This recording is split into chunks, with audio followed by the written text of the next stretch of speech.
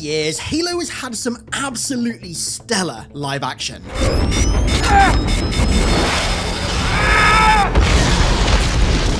Neil Blomkamp's Landfall and ODST's We Are ODST are still talked about daily in the community because of just how perfectly they translate Halo to live action, capturing the precise, grounded, gritty, and desperate vibe that people want to see from live action Halo.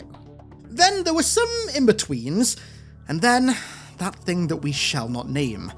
However, unfortunately, somehow that thing has returned, or at least is trying to make a return. So, in commiseration, I thought it'd be quite interesting today to take a step back in time and take a new and fresh look at what we once thought would be the absolute worst live-action Halo we'd ever get. Halo Nightfall, and see if, with the unfortunate hindsight we now have, if this terrible Halo movie was really as bad as we first thought it was. And to be honest, I was left quite surprised. So, Halo Nightfall was produced by Ridley Scott. Yes, alien Ridley Scott, which, seems like a match made in heaven. But then again, that slop that shall not be named was produced by Steven Spielberg, and, well, we all know how that turned out. Suffice to say that it's very clear that neither of these legendary directors really gave any actual input in these shows. Their names were simply attached to them via their production companies, not them specifically, purely to make the projects seem far more legitimate and flashy in the eyes of the viewers. So Nightfall released in 2014 on the now defunct Halo channel, which was one of the many Halo companion apps that 343 wasted time and resources developing, only to abandon almost immediately. It was a prologue story for Spartan Locke, intended to flesh him out a little bit and give his character something of a foundation before his big game debut in Halo 5 the year later, where he'd be taking center stage. Was it successful in that endeavor? Well, I think it's time we find out.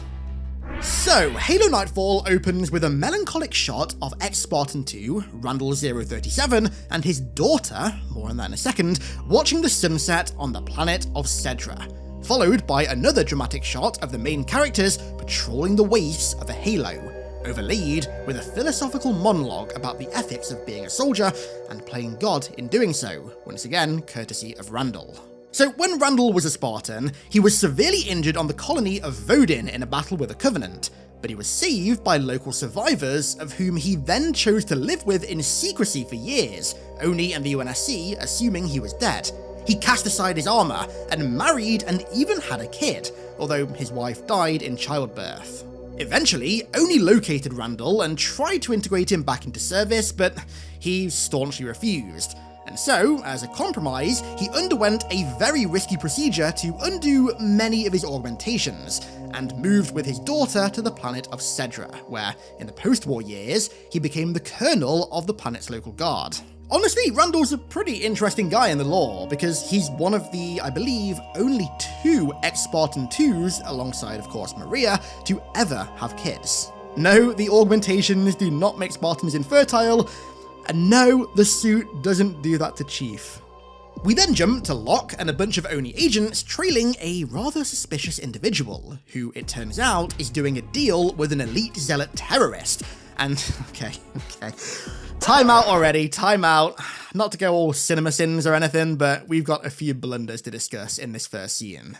Firstly, the quality of the CGI and the VFX, I mean, come on, let's not beat around the bush here. This elite looks absolutely god-awful, and it only gets worse. It also doesn't help that Nightfall was made in the era where Halo was going out of its way to look as ugly as possible in almost every conceivable way, and this elite is no exception.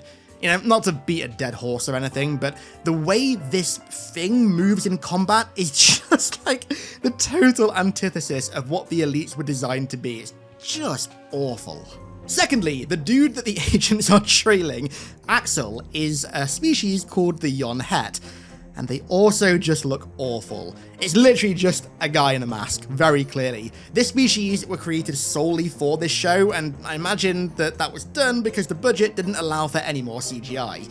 I mean, realistically, this character probably should have been a jackal because, you know, it fits with the whole terrorist-dealing smuggler thing that Axel's got going on. And thirdly, a persistent issue throughout Nightfall that also happens to be one of my absolute pet hates in movies and TV shows is the constant presence of a soundtrack. It's like they're scared to just let the scene breathe a little bit. Instead, there has to be this non-stop, entirely forgettable noise in the background of every single scene. They can't just let the ambience just work its magic. No. There has to be soundtrack.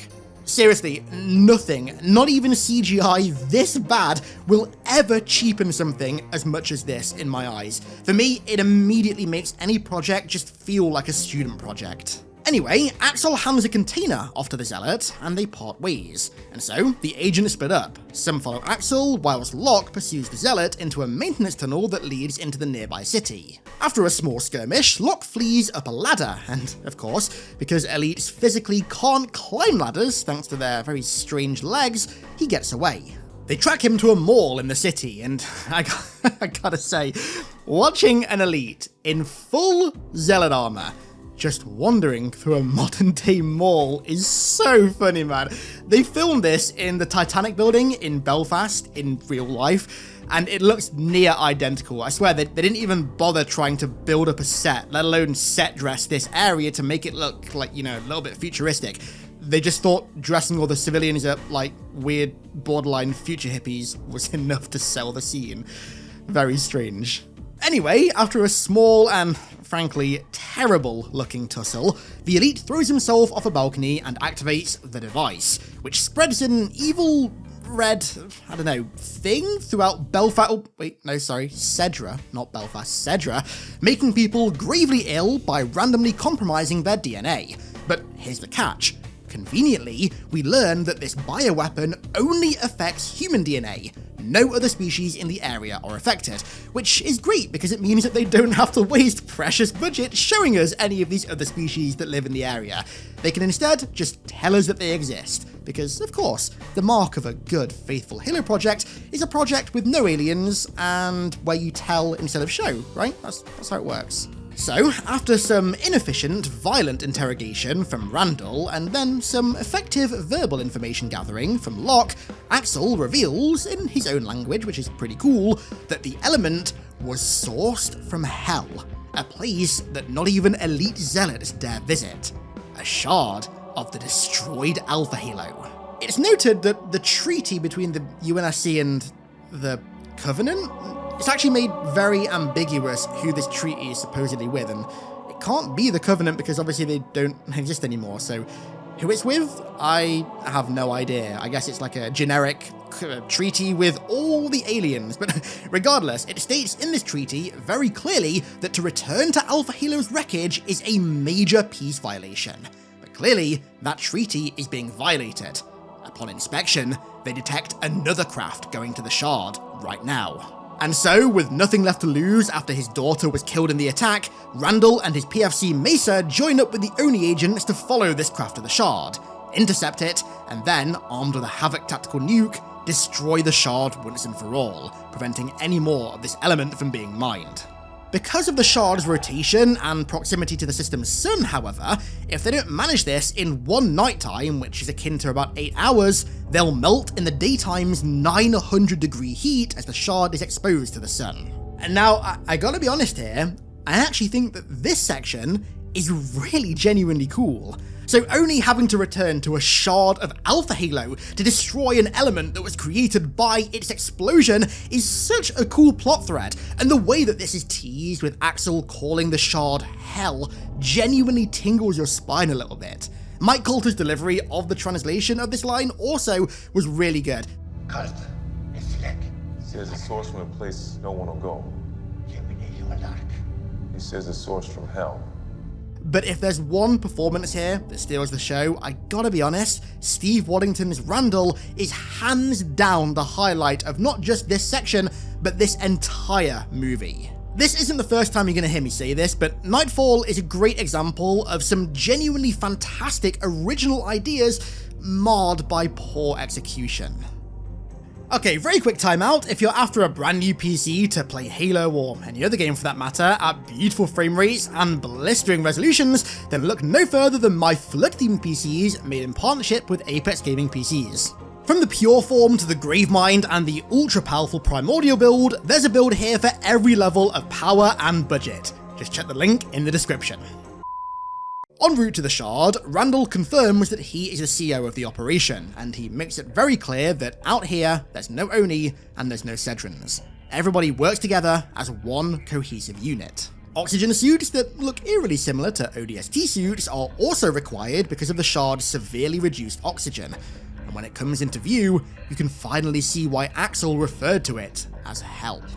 There's some contention between Oni and the Sedrins, given that, one is meant to be the big bad government and the other is essentially meant to be some small town police force.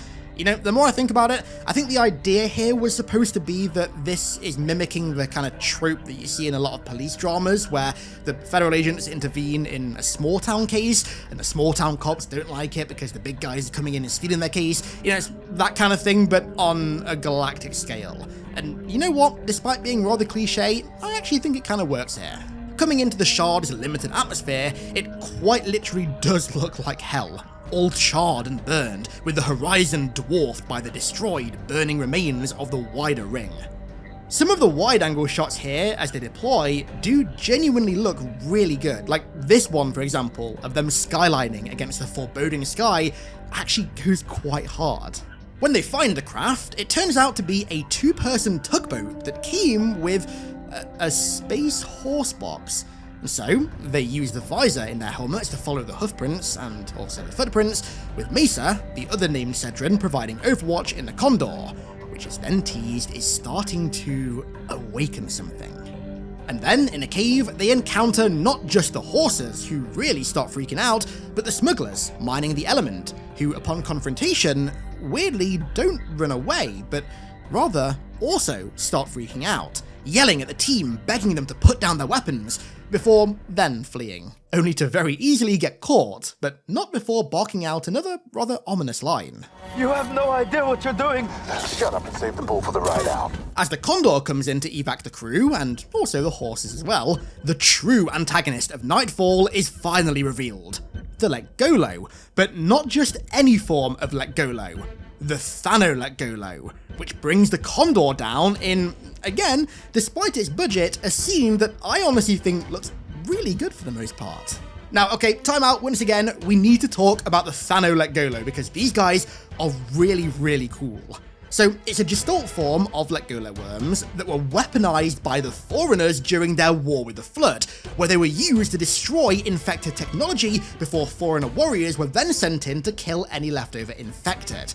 As a result, they're hypersensitive to electromagnetic radiation, which is why the smugglers were yelling at Oni to drop their weapons and their gear, because all of it emits EMR. A hyper-aggressive, almost infection form-like swarm of Letgolo worms is honestly a really cool and really novel form of horror-invoking enemy, and having their stores in Alpha Halo unearthed and destroyed by us destroying the ring in Halo 1 is also a really good way to introduce them, and to also make us feel a degree of association with them. Yeah, they weren't present in Halo 1, and obviously Bungie never wrote anything about them, but the idea that our actions in Halo 1 unearthed this ancient horror is really cool. So, to evade them, they have to make themselves as vulnerable as possible and strip themselves of all of their technology, powering down their gear and even their weapons, following which is a really unnerving and, I gotta say, almost Peter Jackson King Kong bug style scene, you know what scene I'm talking about, where they all have to remain perfectly still to evade the individual worms, and then also the hive mind as well. Something Nightfall does that I don't think any Halo media has ever done outside of it is make the individual Letgolo worms seem quite terrifying. We'll touch more on that later. Now, in the clear, they all come to the stark realization that being unable to use power means that they're also unable to call for evac in the wake of the Condor's destruction, leaving the two-seater tug as the only means of getting off the Shard. And with only 3 hours to go until a 900-degree sunrise, things start to get awful Lord of the Flies.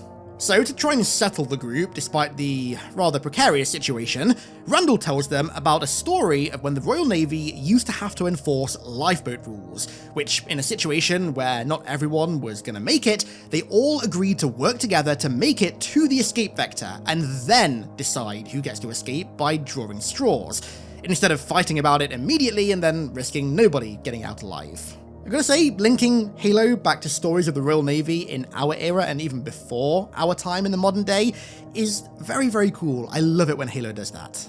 Eventually, they reach the Condor crash site, and it's down a load of really, really bad crevices. And so, the ONI agents have to ditch their heavy and now defunct armor and descend, keeping only their oxygen tanks on them, of which they can also only use sparingly thanks to the EMR that they emit when active.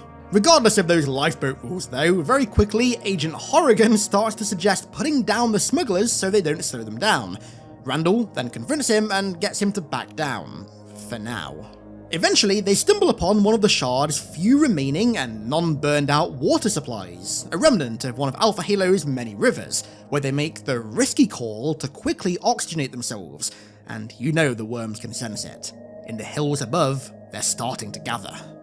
On their way out of the ravine, the last unnamed Cedron guard who came with Randall and Mesa drops her oxygen pack in typical horror movie fashion, and it activates it. And so, as she goes to fetch it down the hill, the worms appear and grab her, pulling the skin off of her face and even biting the agent who tries to rescue her.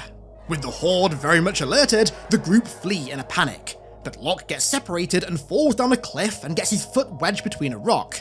Despite resistance, Mesa, being the hero that she is, rushes to his aid, tossing an activated oxygen pack to the side as a decoy so the two can escape. And again, yes, the CGI on the worms in both of these scenes, for the most part, looks frankly abysmal, but I gotta say, I still think they come across in quite an imposing manner. The way that these scenes are lit, along with the extremely harsh and real environment, also helps a lot with this feeling as well. I just love the way that the worms are presented in this. Like I said, I don't think the worms have ever been presented in this kind of horror manner before in Halo, especially in their individual forms. Like, yeah, in their gestalt forms, hunters are terrifying, right? But in their individual forms, having them bite people, that's kind of cool. But it's about to get even cooler.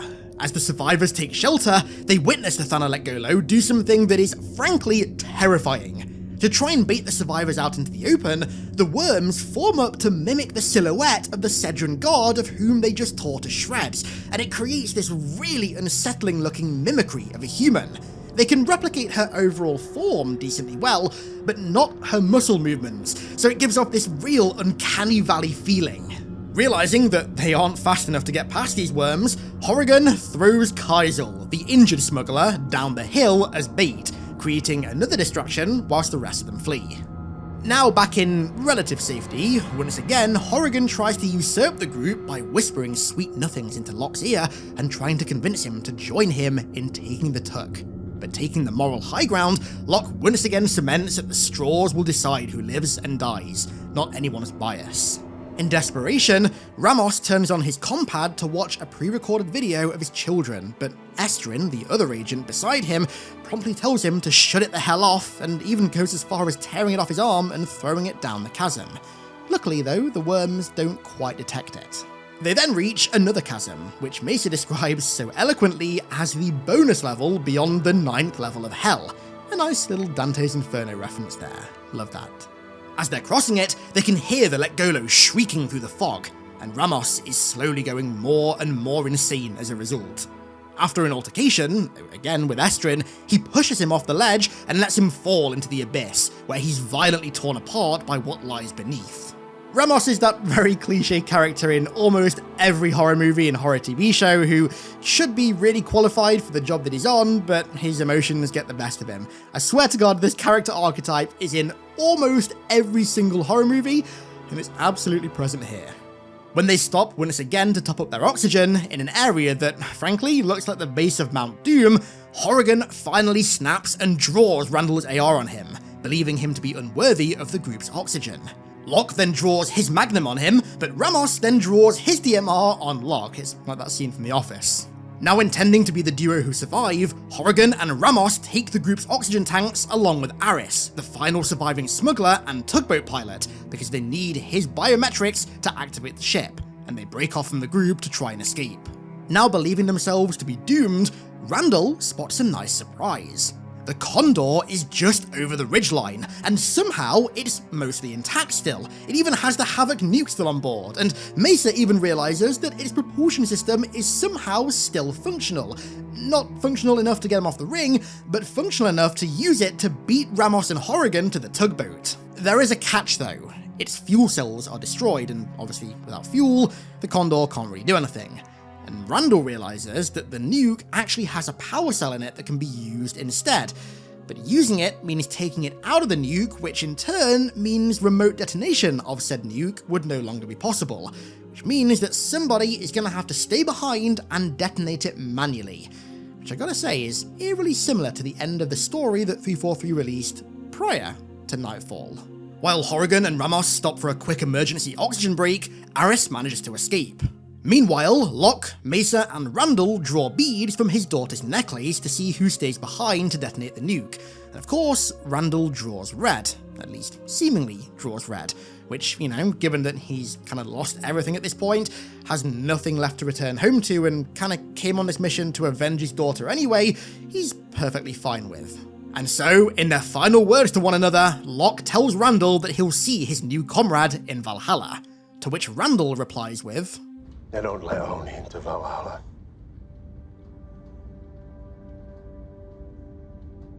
You they might. Yeah, so this is your standard two characters from opposing factions unite in their final moments cliche. It absolutely is that. But I still think it works quite well here, as predictable and formulaic as it may be.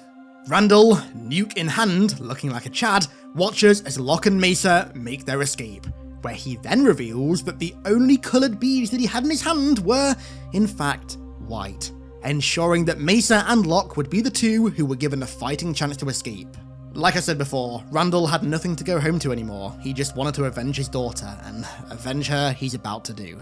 As the Condor comes crashing in above the other two, it alerts the Thanolecgolo, and when Horrigan notices, he turns Ramos' backpack on and kneecaps him to distract them and leave him as bait. And we get yet another slightly unnerving death scene as the worms, well, frankly, engulf Ramos and I assume tear him to shreds, or skin him, or eat him. I actually don't know what they're supposed to be doing here besides obviously biting him, but either way, it's a pretty grim way to go out. Again, very Peter Jackson King Kong. Aris gets to the tugboat first and powers it up, but in retaliation, Horrigan powers up his assault rifle and kills him, once again alerting the worms, who eat Horrigan's lower half as he tries to grapple to his escape, only to be pulled into the swarm and consumed. The problem is now, though, that the tugboat, being active, is emitting electromagnetic radiation, and thus the Lecgola worms are swarming it, and the sun is fast rising. Randall, atop a cliffside, watches the sun appear from behind the destroyed Halo ring as he prepares to activate the nuke, and terrible green screen aside, he gets a true hero's end as he starts the timer. But luckily, as it activates, it begins to emit electromagnetic radiation, drawing the Lecgolo from the tug and towards his position, giving Locke and Mesa time to hop in and escape the doomed shard. As Randall watches them escape, he realizes that his plan was a success, and the nuke detonates, annihilating the remaining fragment of Alpha Halo and, in a roundabout way, avenging the death of his daughter, as the two survivors watch from orbit.